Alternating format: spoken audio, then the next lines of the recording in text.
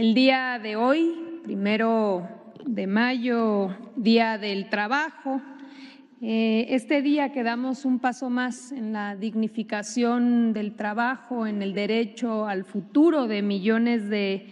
mexicanos que viven y que todos los días dedican su vida a contribuir a este país. Le informo, presidente, que nos acompañan en la conferencia el secretario del Trabajo y Previsión Social, Marat Bolaños, el titular del IMSS, Zoé Robledo,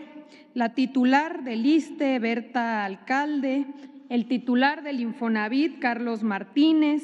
el titular de CONSAR, Julio César Cervantes, y el titular de la Unidad de Seguros, Pensiones y Seguridad Social, Héctor Santana, dependencias, mujeres, hombres que han ayudado a construir lo que hoy es ya una posibilidad, la dignificación de las pensiones.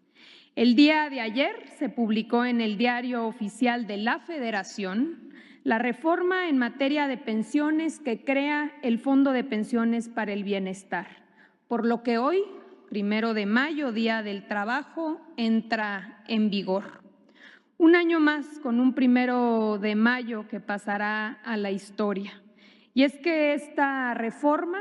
reivindica el derecho de las y los trabajadores a contar con una pensión suficiente y digna para el último tramo de su vida.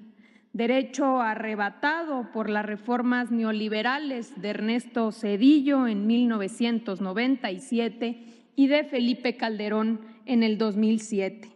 Que nos condenaban a pensiones de miseria con niveles inferiores al 30% del último salario.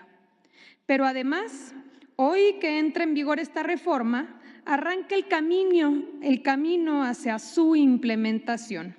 El compromiso que el 1 de julio de este mismo año se esté pagando la primera pensión ya con el complemento que proviene del Fondo de Pensiones para el Bienestar y que garantice el 100% del salario del trabajador para todas aquellas y aquellos que ganan hasta el salario promedio. Seremos testigos el día de hoy, en unos instantes, de la firma del presidente Andrés Manuel López Obrador del decreto que crea el Fondo de Pensiones para el Bienestar. Una vez publicado en el Diario Oficial de la Federación, esta misma tarde, en la vespertina, vendrá el trabajo coordinado para dotar al fondo de reglas operativas y de viabilidad financiera. Se suscribirá el contrato de fideicomiso con el Banco de México, institución que administrará los recursos que le sean transferidos con responsabilidad y con transparencia. Se instalará un comité técnico del fondo conformado por diversas instituciones y dependencias hoy presentes en esta conferencia, entre ellas la Secretaría de Hacienda y Crédito Público, Gobernación, Trabajo y Previsión Social, el IMSS, ISSSTE, Infonavit, CONSAR y el propio Banco de México, quienes deberán emitir sus reglas de operación y el régimen de inversión que permitirá al fondo garantizar un ahorro sostenido que genere rendimientos en el futuro. Se abrirá también a mediados de mayo una ventanilla única del IMSS, Infonavit, ISSSTE y las AFORES, donde se brindará orientación para que los trabajadores y pensionados conozcan la reforma y sepan de sus beneficios. Habrá una campaña para que todos aquellos que pudieran desconocer de sus fondos los puedan conocer, saber de los montos y poder reclamarlos. Finalmente, durante la segunda quincena de junio, las AFORES, el IMSS, el ISSSTE, el Infonavit, el IMSS, el ISSSTE, el Infonavit y el INDEP, así como otras fuentes de financiamiento, deberán transferir los recursos al fondo para que las y los trabajadores puedan acceder a su complemento, como ya dijimos, el primer día de julio, marcando así un hito que pasará a la historia como el día en que las pensiones se revalorizaron, se redignificaron y que además coincide con el 6º año del inicio de la transformación de la vida pública de nuestro país. Presidente,